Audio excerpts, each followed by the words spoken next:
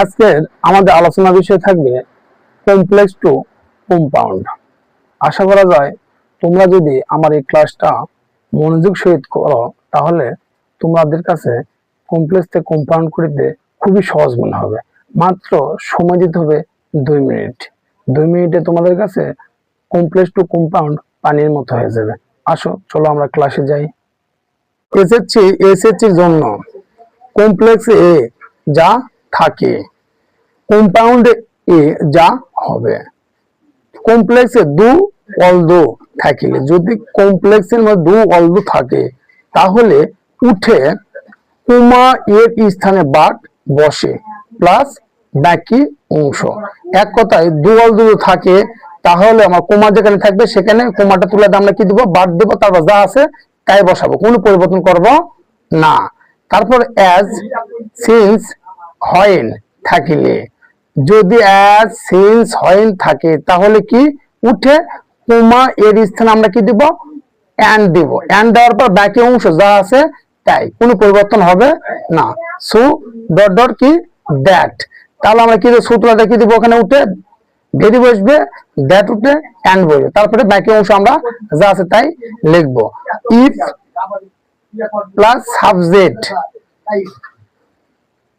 Compound করতে উঠে coma এর স্থানে এন্ড বসে।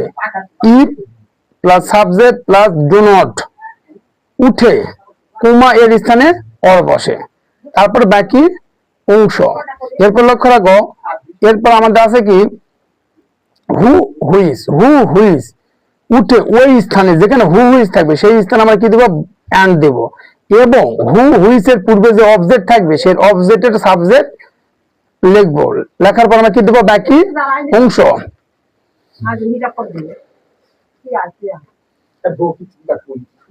হয়েন হয়ার হয়েন হয়ার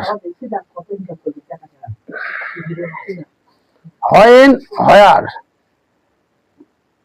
উঠে ওই স্থানে যেখানে হয়েন অথবা হয়ার থাকবে ওই স্থানে আমরা কি বসাবো, এন্ড বসাবো, তারপর আমরা কি লিখবো, বাকি অংশ। আর দ্যাট থাকলে আমরা কি দেব, উঠে ওই স্থানে, দ্যাট থাকলে আমরা কি দেব, ওই স্থানে আমরা এন্ড দেব, এন্ড দেওয়ার পর বাকি অংশ যা আছে তাই লিখবো। যেমন দেখ উদাহরণে আসো, এখানে কি দেওয়া আছে, দু আছে, তাই না?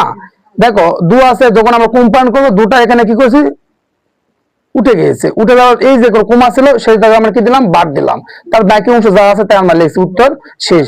এই জায়গায় দেখো অ্যাজ আছে, তাহলে অ্যাজটা আমরা কি দিলাম, তুলে দিলাম, এই কোমা